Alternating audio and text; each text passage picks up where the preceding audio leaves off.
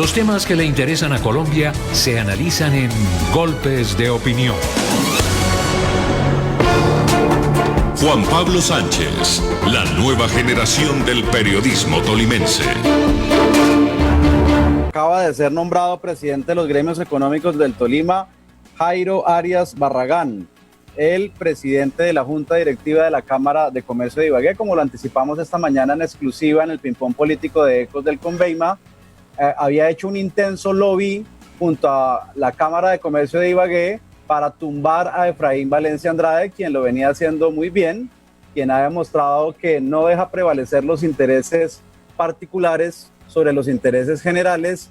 Y bueno, han dado una ficha o un movimiento muy interesante en este año que se necesita tanto de la unión del sector empresarial con el sector público y la academia, y que tanto hemos analizado y que lo seguiremos haciendo con más veras ahora en Ecos del Conveima, y por eso queremos analizarlo el día de hoy. No termina aún el comité o el consejo gremial del departamento del Tolima, pero ya se ha sabido que esta es la noticia. Apretadísimo el resultado, una polarización total en los gremios económicos. No hubo por primera vez en varios años unanimidad para elegir, repito, presidente de los gremios económicos del Tolima, y vamos a ver qué otras sorpresas vendrán luego cuando se dé la posible propuesta de inclusión de los señores de Cormoda, la propuesta de posible inclusión de los señores del grupo empresarial, que por supuesto nos merecen nuestro mayor respeto, pero hay que depurar un poco lo que es el concepto y la génesis de un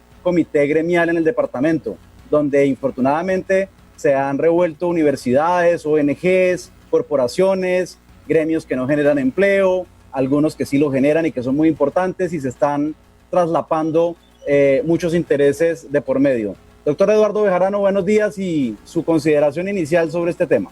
Juan Pablo, buenos días a usted, a Guillermo y por supuesto a todos los oyentes. Pues primero quisiera saber qué naturaleza tiene ese grupo, porque si usted dice un comité de gremios, pues uno entiende que solamente tendrían asiento los gremios, y los gremios son FENALCO, Camacol, ACODRES, bueno, la Cámara. Usted los puede contar y son muy pocos, pero si ahora se van a incluir una universidad, porque no es el gremio o la Asociación de Universidades de Ibagué, si existiese, se va a incluir una corporación, una ONG, eso se va a volver entonces una colcha de retazos y desnaturaliza su visión o su génesis, como usted la llama, de tal manera que pues empezaría por ahí, y ya en el transcurso del programa pues daría otras opiniones sobre lo que acaba de ocurrir hoy en ese comité. Saludamos al columnista del Nuevo Día y amigo de esta casa radial, don Guillermo Pérez. Muy buenos días, Guillermo, y su opinión sobre lo que está pasando hoy en el Consejo Gremial, sobre lo que está pasando en la Cámara de Comercio de Ibagué, una columna muy interesante que usted hiciera el domingo pasado sobre la legitimidad de la Junta, por el tema de la representatividad de los votos con los que se eligen de parte de los empresarios. La apatía del empresariado tolimense hace que los mismos con las mismas sigan cooptando los escaños de poder en Ibagué. Juan Pablo, buenas tardes, gracias por la invitación, un saludo para Eduardo, para todos sus oyentes. Bueno, yo creo que hay varios temas que ha puesto sobre el tapete. Uno pues es la elección del nuevo presidente del comité de gremios. Otro tema es el que introduce Eduardo, que tiene que ver con la naturaleza, la misionalidad y el papel que pueden jugar los gremios, que en mi sentir es bien importante, muy importante, trascendente, sobre todo en un momento tan crítico como el que está viviendo el país y el que vive el Tolima, y en especial la capital que vive Ibagué. El tema del desempleo, hace unos meses lo analizábamos, unas semanas, lo analizamos aquí en este mismo espacio, y pues es algo que preocupa y que sigue creciendo. Yo creo que vamos a tocar cotas de desempleo nunca antes vistas. De manera que, y el otro tema, el que hace referencia Juan Pablo respecto al artículo que escribí en el pasado domingo sobre la apatía en Ibagué, pues es que es algo que realmente me preocupa. La apatía, una sociedad y una comunidad solo logra avanzar, progresar en la medida en que concurran y participen del proceso una gran mayoría de ciudadanos. Si hay gente que se margina, que le da la espalda a la ciudad y que no les tiene desinterés por los asuntos públicos, pues así no va a poder progresar. Entonces, lo que me refería en la columna a la apatía de los ibaguereños no estaba circunscrito únicamente a la apatía del sector empresarial respecto a la elección de los miembros de la Junta Directiva de la Cámara, todos muy respetables. Yo quiero señalar un punto, y es que no estoy haciendo críticas personales ni siquiera a la Junta, sino a la apatía que conduce a que muy pocas personas participen del proceso de elección.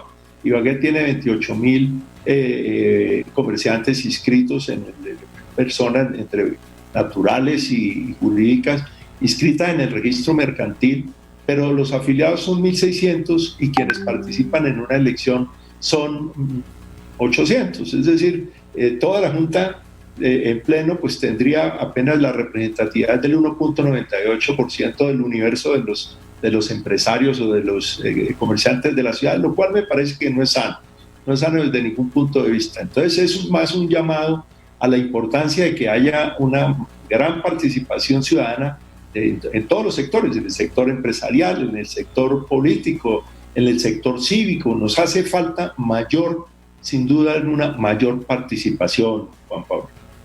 Atención urgente, acaba de salir el desempleo en Colombia y en Ibagué. Julio Montiel. Sí, es correcto, Juan Pablo. La cifra del desempleo sigue subiendo para Ibagué. En primer lugar lo tiene Neiva, como en el anterior trimestre móvil. Para este trimestre móvil marzo, abril, mayo, Neiva llega al 32,8%.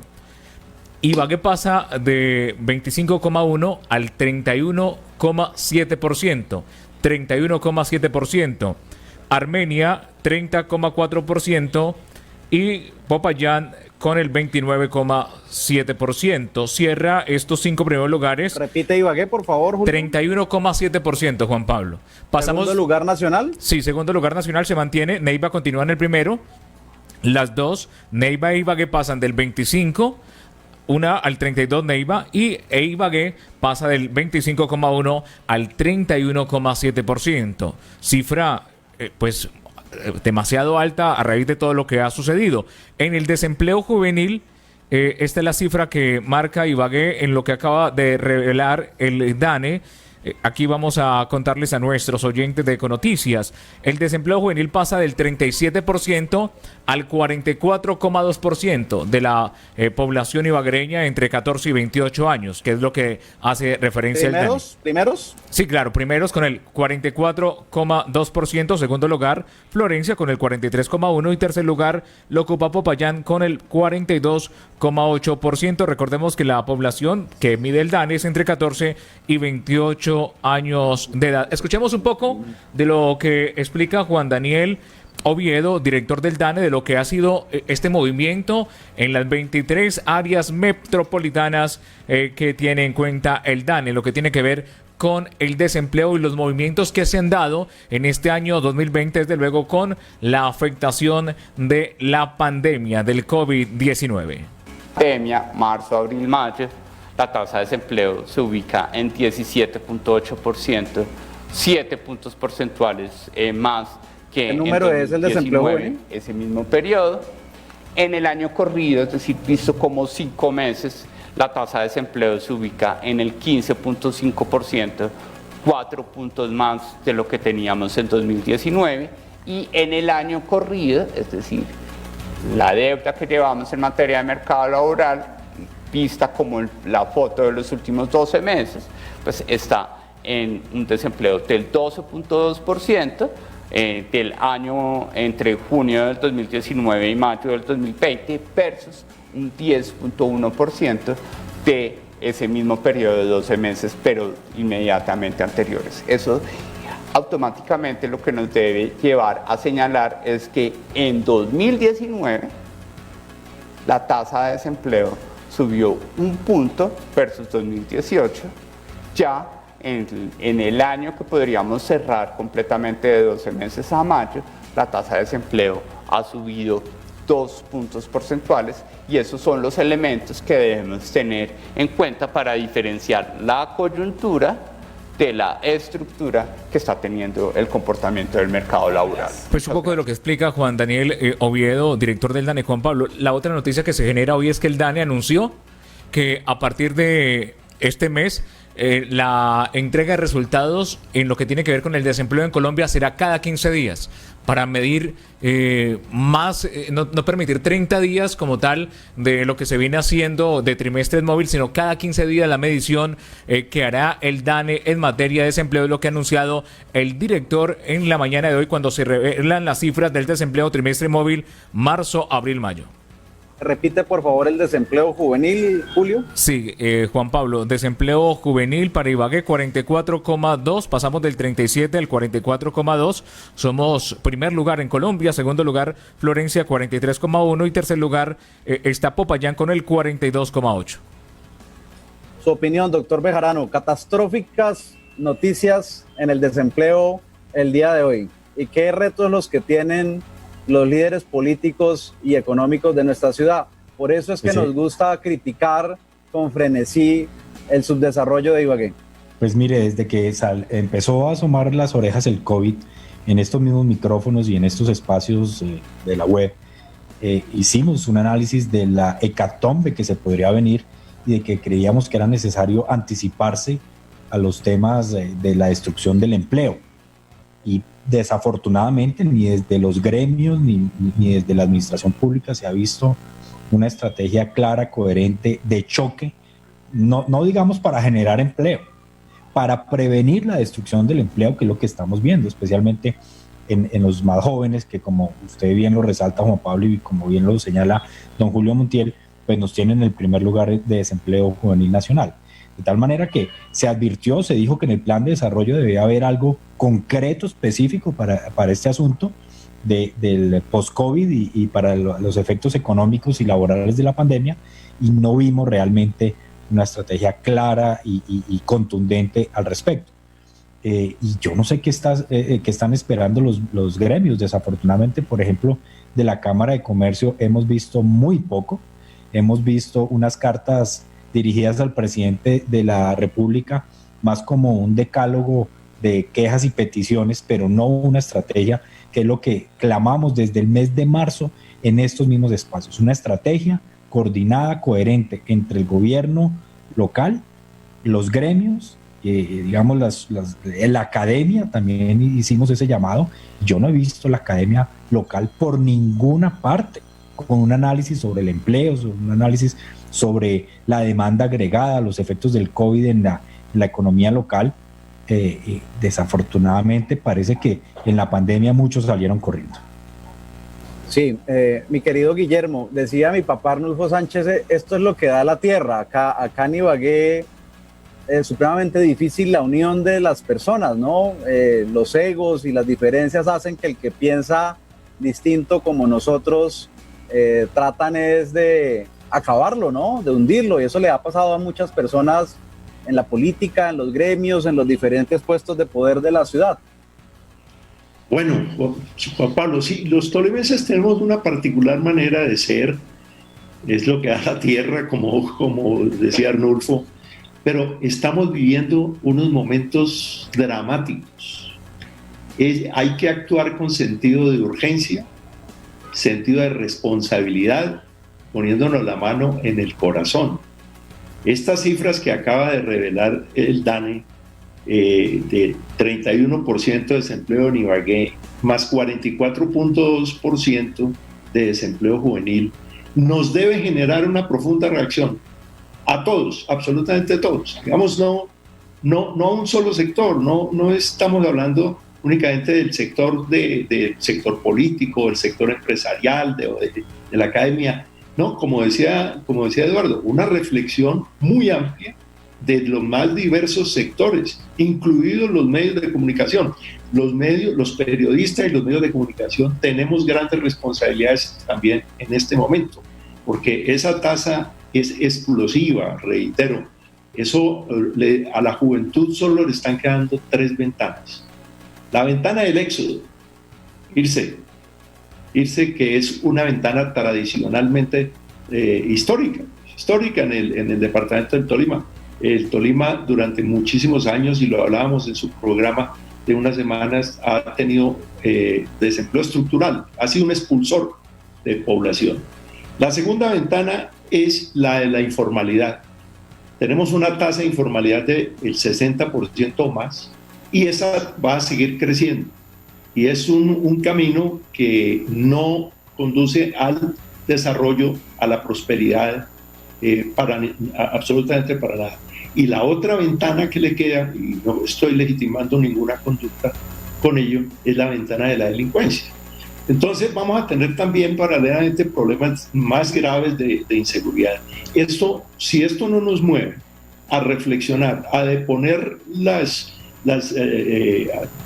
simpatías o antipatías que son naturales a la esencia humana y en toda sociedad se dan, para unirnos y trabajar muy en pos de un solo objetivo.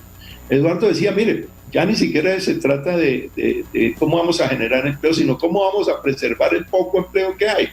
Entonces sí necesitamos hacer un esfuerzo para entendernos. Voy a retomar algo que la noticia que escuché. Hay un nuevo presidente del comité de gremios. Yo tengo una muy buena impresión del doctor Jairo Arias, y creo que entonces le viene ahora, recae sobre sus hombros una gran responsabilidad cívica, una gran responsabilidad ciudadana y empresarial. Le deseo lo mejor, y desde acá aprovecho esta oportunidad para invitarlo a que convoque en asocio de las autoridades locales y departamentales una gran cumbre por la reactivación económica y para combatir el desempleo, porque sí me preocupan muchísimo estas cifras que escuchamos. Y Juan Pablo, y creo que nos debemos lanzar un reto propio, y me ofrezco a apoyar eso para liderarlo. ¿Cuál es el papel de los medios de comunicación en este momento? En este momento y hora de esta crisis tan fuerte que estamos viviendo, que estamos empezando la cuesta. Nosotros nos confinamos muy temprano, esa es mi percepción, nos confinamos muy temprano, y los efectos del confinamiento, los efectos económicos y sociales, los vamos a empezar a ver en este momento. Ya los estamos viendo, y me parece acertada la decisión del DANE de monitorear la situación cada 15 días y no cada mes. Y reitero, hay que obrar con sentido de urgencia, porque de lo contrario vamos a tener momentos dramáticos, más de lo que ya lo vemos. Doctor Bejarano, que esta mañana se lo pregunté a Helmut Levy en el ping-pong político, ¿qué opina sobre Jairo Arias? Usted lo conoció, creo que trabajó con su tío hace 20 años en Cooperamos, y pues yo lo decía con mucha sinceridad y con mucho respeto, que para mí Jairo, infortunadamente, no lo veo como un líder, porque no congrega, no une, por el contrario, nos tiene absolutamente polarizados en la Cámara de Comercio de Ibagué. ¿Cómo hacer para que ese ejemplo o ese mal ejemplo que está pasando en la Cámara, que es una triste realidad, no pase en el resto de gremios económicos?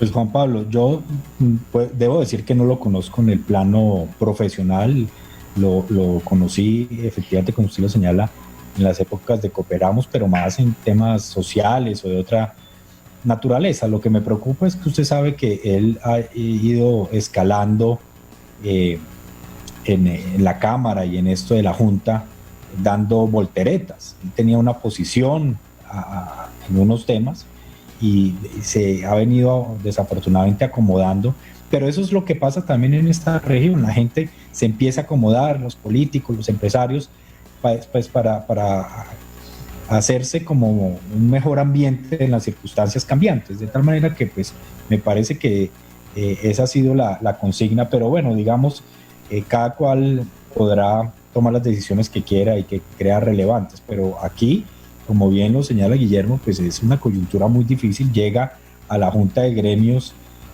con una, digamos, no con la legitimidad que uno hubiese esperado por una votación unánime, sino básicamente con unos gremios absolutamente divididos. Pero que fue 10-8, ¿no? 10-8, sí, pero retomaría un poco el llamado, Guillermo, porque es que aquí no solamente son la academia, el sector público, sino también, Guillermo, y, muchos profesionales que nos escuchan en este momento, ¿qué podemos hacer nosotros? como individuos, como ciudadanos ibaguereños, claro, tolimenses, para ayudar en esta pandemia. Mire, yo he reiterado, usted se acuerda, Juan Pablo, hace más de un mes, públicamente, que estaba a disposición sin contraprestación, porque aquí no se trata de ver qué me van a pagar o cómo yo voy a capitalizar alguna ayuda, para sumarnos a una convocatoria en diferentes temas. Muchos de nosotros hemos dirigido políticas públicas a nivel nacional que hoy son relevantes, temas, por ejemplo, del teletrabajo, del trabajo infantil, el diálogo social, muchas cosas, pero pues vemos que a pesar de los llamados y de el ofrecimiento, pues no pasa nada. Y yo vuelvo y lo reitero, y creo que Guillermo y hay otros tolimenses que seguramente se ponen la camiseta sin esperar absolutamente nada a cambio, porque es una coyuntura crítica, es, creo yo, la peor crisis económica de los tiempos modernos aquí en esta tierra. De tal manera que, pues, veamos más allá. ¿Qué vamos a hacer como individuos? 11:30 minutos, estos golpes de opinión más allá de la noticia, ya volveremos. Golpes de opinión más allá de la noticia. Eduardo, el doctor Guillermo Pérez, en su magistral columna del domingo pasado en El Nuevo Día, hablaba de la falta de legitimidad de las elecciones camerales. Las cámaras de comercio son las llamadas a representar de manera legítima y legal los intereses de los empresarios de las diferentes ciudades. Y en este momento se está partiendo de la base de una junta directiva a la cual yo pertenezco por representación del gobierno nacional, siendo un poco incómodo pues para las mayorías, y eso es absolutamente respetable.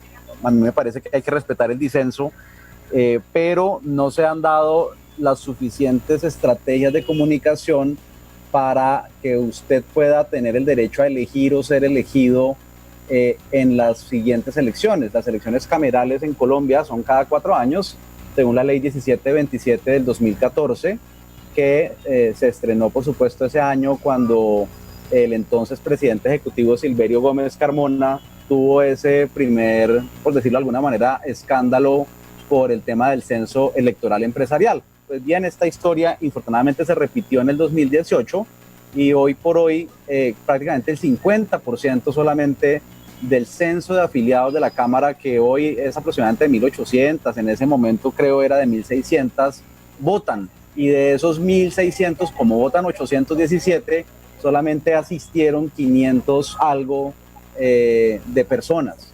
Es difícil hablar de que la gente vote, pague, registre libros de socios, cuando no hemos visto de parte de la Cámara sendas campañas. En el caso mío, por ejemplo, como afiliado, yo soy afiliado a la Cámara, a mí no me ha llegado en lo particular ningún aviso para hablarme del derecho a elegir o ser elegido.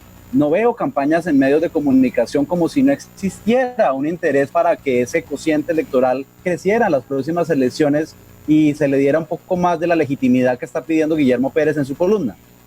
Bueno, son varias cosas. Lo primero, creo que la Cámara refleja también la escasa participación electoral y política de los colombianos. Si usted mira los guarismos de las últimas elecciones presidenciales, locales, usted ve que la abstención está entre el 50 y el 60% en muchos casos, de tal manera pues, que esto simplemente es un reflejo de nuestra sociedad y de nuestra incultura política. Segundo, sí creo que puede haber algún tipo de... Con la diferencia que en las elecciones políticas no le rebajan el censo electoral, ¿no?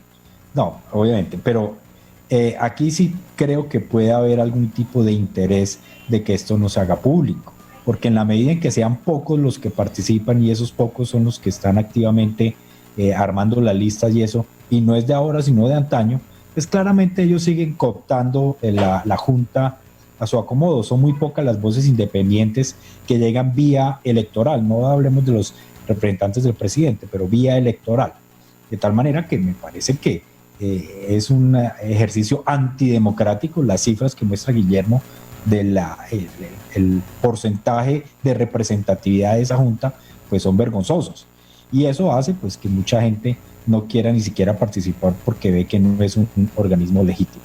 Y finalmente creo que además de todo esto que hablamos del empleo, esta situación del COVID va a hacer que muchos empresarios no se pongan al día con sus pagos y todo eso porque no tienen con qué.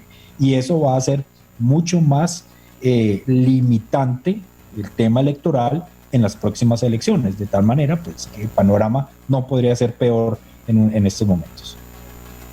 Sí, ¿cómo evitar la cooptación de estos entes a la luz de la ley, mi querido Guillermo, cuando no vemos campañas masivas en medios de comunicación?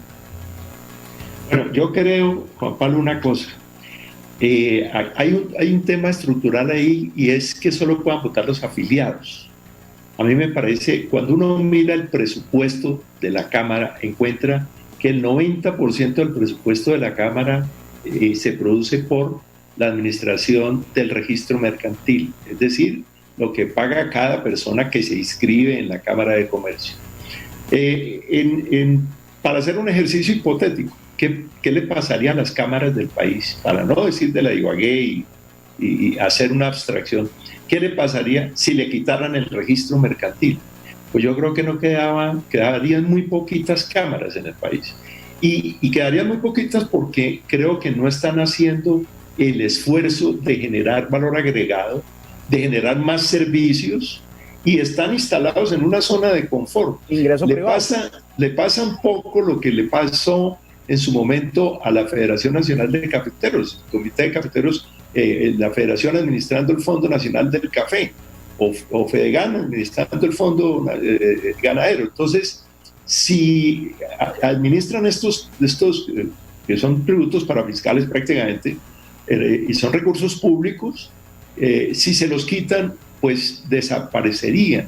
Entonces, aquí sí hay que hacer un esfuerzo para que las entidades gremiales, y en el caso concreto de la Cámara, pues hagan una creatividad, agudicen su creatividad y hagan un esfuerzo para generar valor agregado, darles servicios a todos los comerciantes, y que esos comerciantes, esos empresarios, entonces tengan una motivación para ser afiliados, porque ¿cuál es la motivación para ser afiliado? Esa es una pregunta. Y la otra pregunta es ¿por qué no hay participación? ¿Por qué hay apatía? Y no solo en el sector empresarial, es que lo que me preocupa, y fue el sentido de mi columna, que no quiero mortificar a nadie en particular, sino es hacer un llamado a la ciudad entera. Veo mucha apatía en Ibagué, hay cosas, no vamos bien, Juan Pablo, no vamos bien, y no nos engañemos, salgamos de la zona de confort.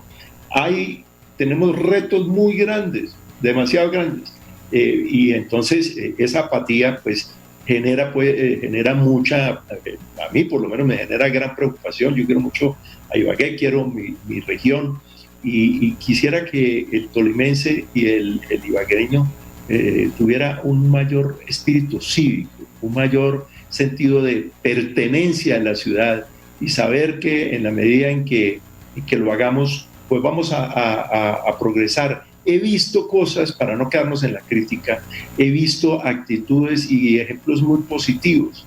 Hay un colectivo que merece destacarse, por ejemplo, Juan Pablo, permítame esta licencia, un colectivo que se ha dedicado a instalar bibliotecas públicas en toda la ciudad, y la gente puede de manera gratuita recoger el libro, lo lee y vuelve y lo colocan en su lugar. Yo creo que eso es un gran ejemplo. Y así deberíamos multiplicar los ejemplos de civismo. Hay que revivir las virtudes cívicas en la ciudad. El civismo es la clave para poder superar los males y alejarnos de la tentación y de las rencillas que genera la política electoral, que eso Doctor también me preocupa mucho.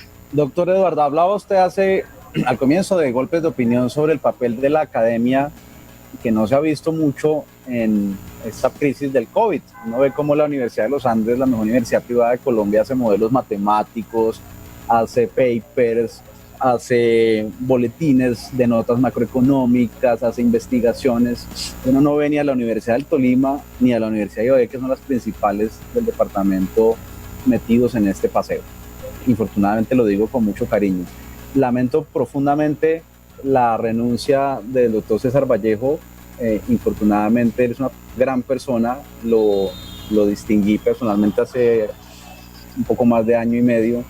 Creo que lo hizo bien, pero está sufriendo y está padeciendo de artritis reumatoidea y ha tenido que renunciar y va solamente hasta el 31 de julio.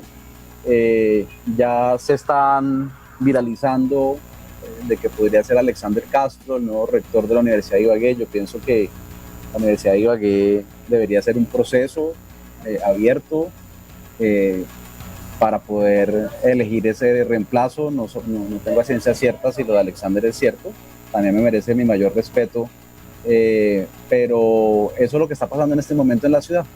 Su opinión sobre lo de la Uni Ibagué, lo de Alexander Castro, y vamos a hablar un poco también de política. Bueno, pues primero veamos el contexto general de la academia local. Pues desafortunadamente no hemos visto, y si están haciendo investigaciones o proyecciones sobre lo que tiene que ver con el COVID y los efectos de esto, tanto en la salud como en los temas económicos del empleo y eso, pues si lo están haciendo no lo sabemos. Deberían entonces ser más creativos para darle a conocer y debatir públicamente estos temas con la ciudadanía. Segundo, en términos de lo de la Universidad de Ibagué, también lamento la salida de su rector. Con él veníamos desarrollando con unos proyectos de cooperación internacional unos procesos muy interesantes en el sector cafetero, y pues usualmente la Universidad de Ibagué hace unos procesos de selección bastante rigurosos. Entonces yo creo que pues hay que esperar un pronunciamiento oficial. Me parece que no es el momento de especular sobre quién llegaría o qué características debería tener el rector de esa institución, pero creo que en su momento la universidad dará luces sobre esa materia. Y pues todo esto también lleva a evitar que los espacios académicos que son tan importantes para ciudades intermedias como Ibagué y ciudades que se han catapultado como ciudades universitarias, pues tengan esos tintes políticos. Lo hemos criticado en el caso de la Universidad del Tolima, y lo hicimos en el pasado, inclusive cuando era gobernador Luis Carlos Delgado Peñón, pero creo que la universidad debe tener un carácter apolítico y más enfocado hacia otros escenarios. Sí, hablemos un poco de política, Guillermo. ¿Cómo cree que le está yendo al alcalde de Ibagué? ¿Y qué pensaría usted si Óscar Barreto, en vez de ser senador de la República, quisiera hacer el sueño que nunca pudo cumplir en su momento, ser alcalde de Ibagué? Bueno, o sea, me pone una pregunta un poco compleja. Vamos por lo primero. Pues yo no sé si le gusta hablar de política. A mí me han dicho que a usted le gusta la política. Hombre, me gusta analizarla. Más por el lado como rojito. Oiga, me gusta analizarla. Bueno, mire, el alcalde de Ibagué me parece que es una persona. Yo no había tenido oportunidad de conocerlo, de oírlo. Le escuché hace unos 3 meses, 4 meses antes de que empezara en una reunión en Bogotá, y debo confesar que me causó una buena impresión, se expresa bien y con unas ideas claras de lo que él quiere hacer. Sin embargo, tengo la preocupación de que está encerrado sobre sí mismo y que no se abre al resto de la ciudad, y debería hacerlo. No soy quien para dar consejos, evidentemente, pero yo creo que debería hacerlo por esto, y lo pongo en mi artículo. Él fue elegido con el 11% del total de los votos, es decir, el mandato de representación es un mandato precario, no es el ideal. En Bogotá, por ejemplo, se critica que los alcaldes resultan elegidos con el 33%. Pues imagínense si vamos a hablar de elegido con el 41%, con el 11% del potencial electoral. Entonces, las elecciones ya pasaron. Ahora lo que viene es un proceso de relegitimación permanente de ese mandato, y eso se logra en la medida en que se abra a otros sectores, se escucha a todo el mundo y no se encierre, no se enroque sobre sí mismo.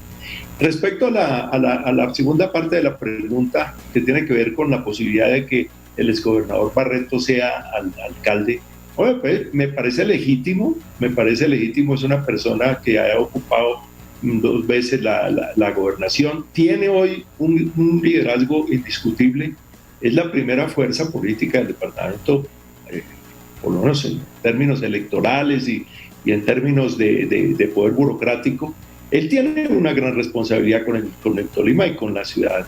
Si es una decisión personal que él tomará, deberá tomar cómo va, en qué posición cree que le puede servir al departamento y a la ciudad.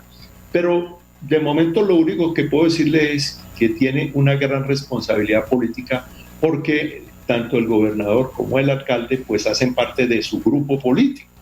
Y no solo el gobernador y el alcalde, sino bueno, otras entidades más. De manera que lo bueno o lo malo que ocurra en el Tolima, para bien o para mal, lo va a terminar reflejando en él, que él es el jefe político. Como tanto poder es malo en las democracias, doctor Eduardo, y como difícilmente en el futuro se va a repetir una hegemonía del barretismo y del Partido Conservador en el Tolima, porque lo que él ha logrado es inédito y hay que reconocérselo como gran líder político.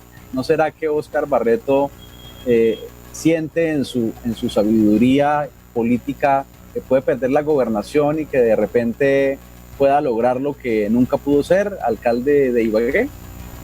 Yo creo que le ha hecho un recorrido muy importante en la política y hoy por hoy es, y que yo recuerde, tal vez desde las épocas de Santofimio no había alguien con tanto poder político. Pero también hay que decir que eso ya lo habíamos debatido usted y yo en algún programa, en un Golpes de Opinión o en un tipón político, de la concentración del poder. La concentración del poder per se no tiene por qué ser mala. Es mala la incorrecta utilización de la concentración del poder, porque lo decíamos en ese momento.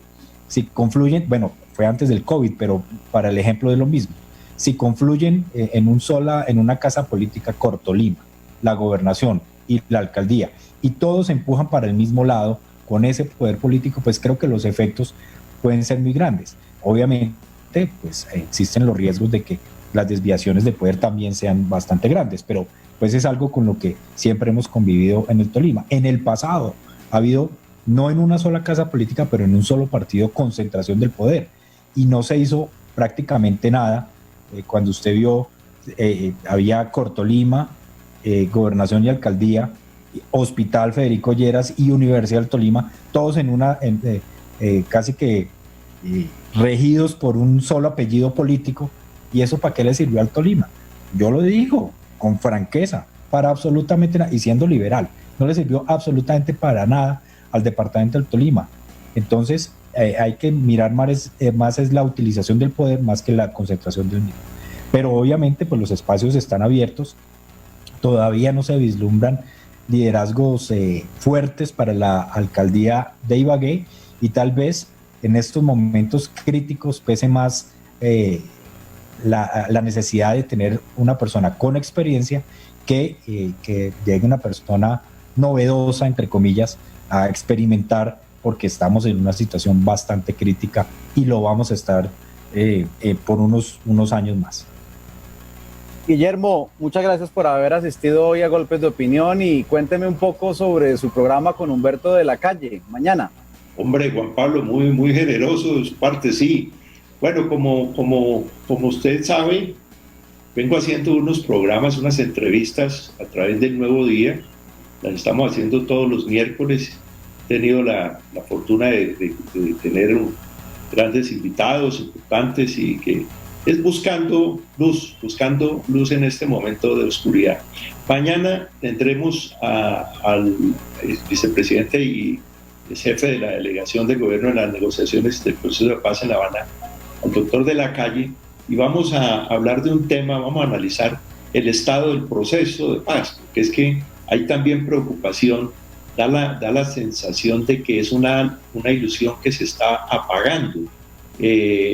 Pues lo vemos por la cantidad de acontecimientos que se están dando en torno al proceso, crecimiento de las disidencias, rearme de algunos de los guerrilleros en el caso concreto de Iván Márquez y Jesús Santrich, crecimiento del ELN, muerte de líderes sociales, asesinato de los desmovilizados. No avanzamos no avanzamos en el cumplimiento de los acuerdos. El punto 1 de La Habana está prácticamente, que es un punto importantísimo, y lo es para el departamento del Tolima, tiene que ver con la reforma rural integral. El Tolima tiene una gran vocación agropecuaria y bueno, y entonces no tenemos esa preocupación. Vamos a abordarlo mañana a las 6 de la tarde. Gracias por esta cuña, hombre, Juan Pablo, y los que nos quieran acompañar, pues a través de la web de El Nuevo Día, www.elnuevodia.com.co, a las 6 de la tarde. Está abierta también la participación. Muchas gracias por estar con nosotros y siga juicioso en El Nuevo Día y ahora hablando de vez en cuando también en Ecos del Conveima. Un gran abrazo. Para mí un placer, Juan Pablo, un placer. Gracias por la invitación y me complace mucho saludar a Eduardo y a todos sus oyentes. Doctor Bejarano, gracias por estar con nosotros. Bueno, Juan Pablo, pues esperemos las reacciones de la administración municipal y de los gremios con estas contundentes cifras de desempleo en la capital del Tolima, porque realmente si no hay una reacción pronta y de choque, la situación va a seguir empeorando y no se le haga raro que pasemos a ocupar el primer lugar nacional, pero con unas cifras que van a tener impacto directo, no solamente en el tema de empleo, sino en las cifras de pobreza, que también las mide el DANE y que van a salir prontamente. ¿Estamos en el peor momento de los últimos años? Económicamente sí, creo que es un momento crítico y en situaciones extraordinarias se requieren medidas extraordinarias. No podemos seguir aplicando las mismas fórmulas económicas de generación de empleo de momentos, de otros momentos de la historia, porque estos momentos son, como lo digo, extraordinarios. Bueno, pues Dios ilumine a Andrés Fabián Hurtado para que sepa sacar adelante esta bella ciudad que tanto merece, tan hermosa que es y que queremos todos que salga adelante a pesar de la diferencia. Golpes de opinión más allá de la noticia.